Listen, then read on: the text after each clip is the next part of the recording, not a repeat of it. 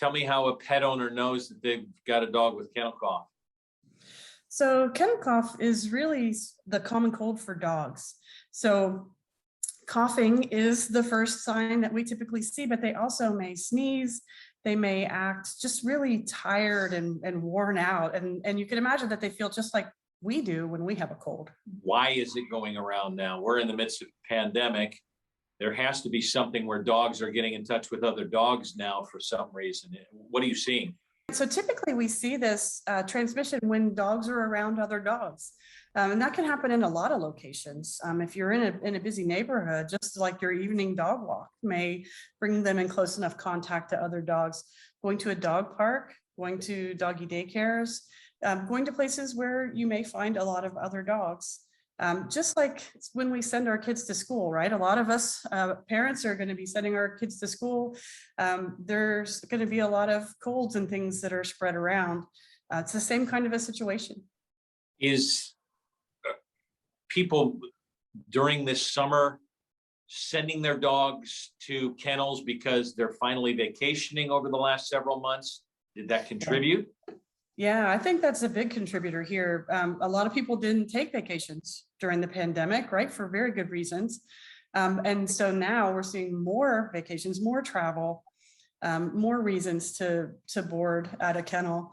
And so I think that is one of the factors that's been discussed as possibly contributing to this. We do always see an increase in the summer for those very reasons, but it may be more this year because more people are traveling with lifting restrictions and things like that.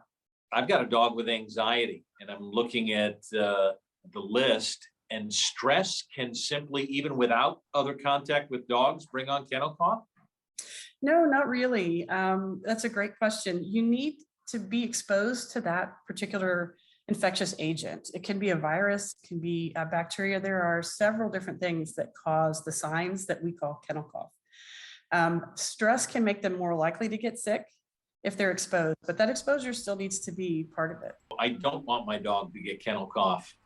What do I do? There's a lot of great precautions that you can take, and they're pretty similar to the ones that we're very familiar with for preventing diseases in ourselves.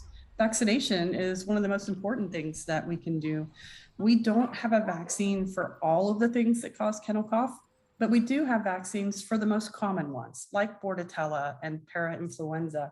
So keeping those vaccines current, especially if you're going to be in a situation where you're going to be around other dogs, if you're going to a training class or they're boarding in a facility.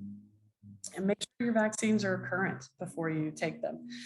It's not a guarantee because there are other causes that you can't vaccinate against, but that's going to help prevent a lot of them. This doesn't go to humans, does it? This is animal to animal?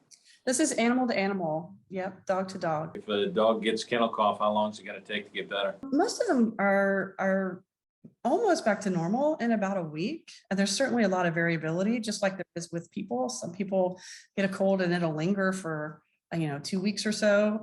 Others are better within a week. So that's the typical course that we see with our dogs. They tend to get sick a couple days after they're exposed. What kind of overload are you seeing right now? Can you quantify how bad it is right now here? We're hearing from a lot of veterinarians in practice that they are seeing an increase in respiratory infections in dogs, especially over the summer and especially now. It may be a back to school vacation rush, maybe a pre-back to school vacation rush. If you want to prevent, in addition to vaccines, you can pay attention to where you're taking your dogs and maybe go at times when there are fewer other dogs around at dog parks or hiking in areas where there aren't as many dogs.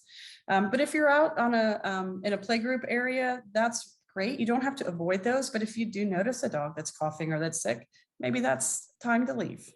Definitely the highest risk is going to be within 4 to 6 feet, but some things can go a little bit farther. So a lot of it is, how close you are, but also how long you're in that closer contact. Like how long are you in proximity to that? And much as that animal coughing and spreading germs. So all of those things are going to play a role in whether an animal gets sick or not. Some of this disease is expected, just like the common cold is expected with us, right? So there's a level that we expect, and we do what we can to prevent that. And we can treat this if they get sick.